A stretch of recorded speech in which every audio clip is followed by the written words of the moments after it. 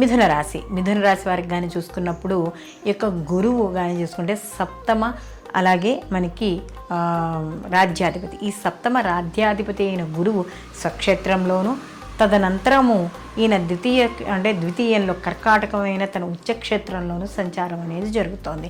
ఎప్పుడైతే ఈ యొక్క సప్తమ దశమాధిపతి అయిన గురువు ఈ యొక్క తన స్వక్షేత్రంలో సంచారం అనేది జరుగుతోందో సహజంగా ఇక్కడ ఏవైతే వృత్తి ఉద్యోగాల రీత్యా కూడా అనుకూలత అనేది ఉంటుంది.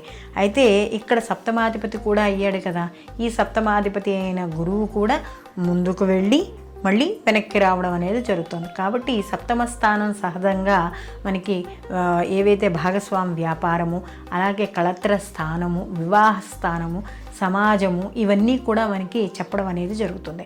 కాబట్టి ఎవరికైతే సమాజపరంగా మంచి గుర్తింపు రావాలనుకుని చేసే ప్రయత్నాలు ఏవైతే ఉన్నాయో అవి తప్పకుండా మంచి ఫలితాన్ని పొందడం అనేది జరుగుతుంది. అలాగే వివాహం కాని స్త్రీ పురుషులు ఎవరైనా ఉన్నా వివాహం అవ్వడం, లేదా ఏవైనా భార్యాభర్తల మధ్య చిన్న చిన్న ప్రపంచాలు ఉండి ఇబ్బంది పడుతూ ఉండి, లేదా ఏవైనా చిన్న చిన్న గొడవలతో ఇబ్బంది పడుతూ ఉంటే వాళ్ళకు కూడా అవి తగ్గుముఖం పట్టడము, అలాగే మంచి ఉద్యోగము, మంచి నడవడిక, ఇవన్నీ కూడా ఏర్పడడం అనేది జరుగుతుంది. విద్యార్థులు మంచి పోటీని ఎదుర్కొని మంచి ఉత్తీర్ణత సాధించడం అనేది జరుగుతుంది.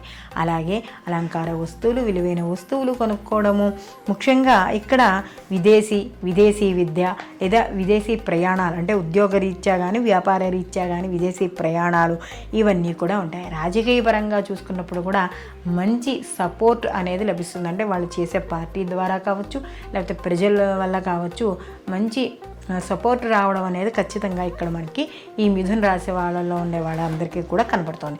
అలాగే సినీ కళా రంగాల్లో ఉండే వాళ్ళందరికీను